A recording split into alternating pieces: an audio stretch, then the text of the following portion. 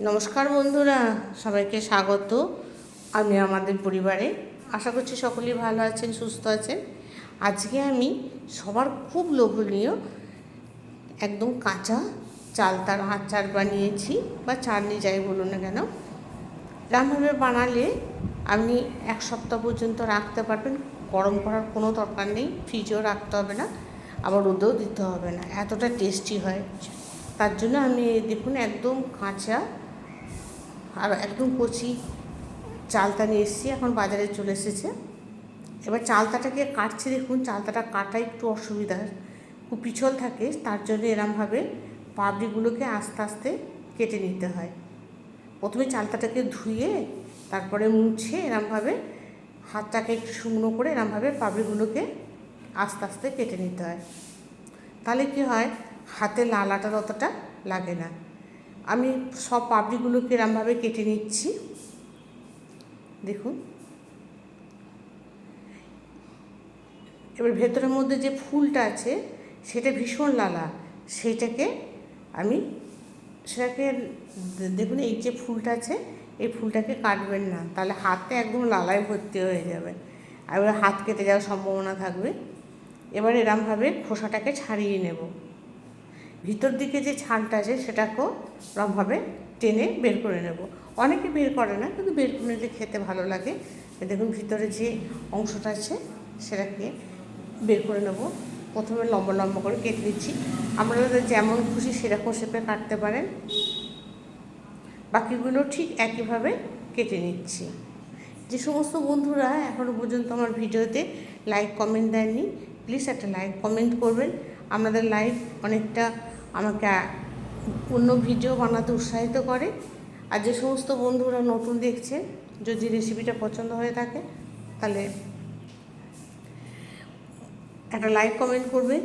আর subscribe করতে যদি ভুলে যান, প্লিজ সাবস্ক্রাইব করে পাশে থাকবেন।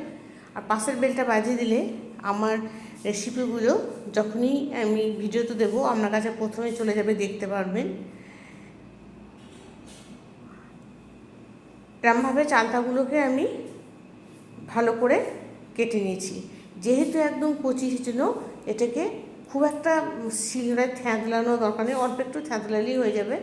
দিয়ে ওর মধ্যে হলুদ গুঁড়ো আর কাশ্মীরি লঙ্কা গুঁড়ো দিয়ে একটু মেখে রেখে দিলাম 10 মিনিটের মতো। এদিকে একটা মশলা হবে, সর্ষে, পাঁচফোড়ন, ধনে, জিরে আর শুকনো লঙ্কা। এটা আমি শুকনো খোলায় ভেজে নেব। আর হচ্ছে সর্ষে, এটা সমান পরিমাণে দেবেন। এটা এই মশলাটাই এই চাটনি বা আচার যাই বলুন না কেন খেতে খুব ভালো লাগে। এবার গ্যাসে কড়া বসিয়ে দিয়েছি, কড়ার মধ্যে 2 থেকে 3 চামচ তেল দিয়ে দিয়েছি। তেলটা গরম হয়ে গেলে 1 চামচ পাঁচফোড়ন, একটা শুকনো লঙ্কা দিয়েছি। ফোড়নটাকে কিন্তু খুব ভালো করে ভাজতে হবে। ফোড়নটা ভাজা হয়ে গেছে, আর এই চালতাটাকে আমি একটু ভাপিয়ে নিয়েছি। চালতাটাকে সবসময় ভাপিয়ে নিতে হবে, ভাপিয়ে জলটা ফেলে দিতে হবে। ভাপিয়ে নিয়েছি, দিয়ে ওই চালতাটা এবার দিয়ে দিলাম। চালতাটাকে দেওয়ার পর ভালো করে ভাজতে হবে, গ্যাসটাকে কমিয়ে দিয়ে ভালো করে ভেজে নেবেন। এবার এর মধ্যে আর একটু কাশ্মীরি লঙ্কা গুঁড়ো দিয়ে দিচ্ছি। এটা কিন্তু খুব একটা ঝাল ঝাল হবে না। এবার এর মধ্যে দিয়ে দিলাম পরিমাণ মতো হলুদ গুঁড়ো, আর দিলাম পরিমাণ মতো লবণ। যেহেতু আগে লবণ দেওয়া আছে সেই অনুযায়ী দেবেন।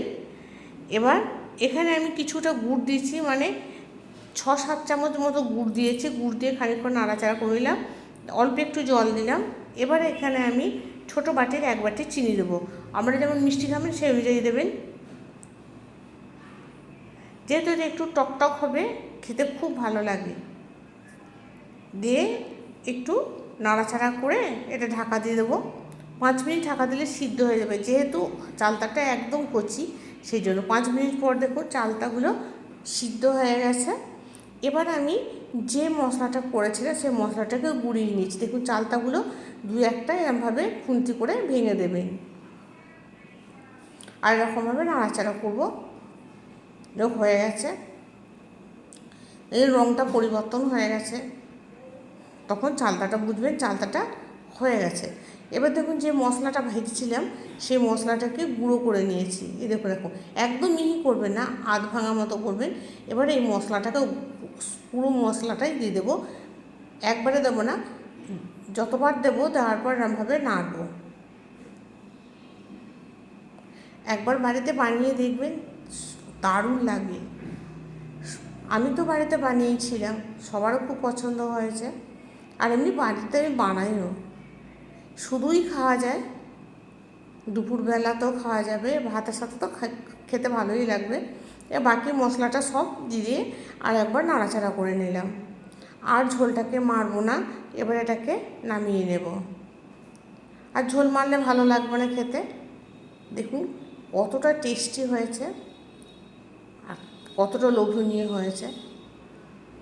নমস্কার বন্ধুরা, ভালো থাকবেন, সুস্থ থাকবেন, বাড়িতে বানাবেন, খেয়ে দেখবেন, দারুণ লাগে।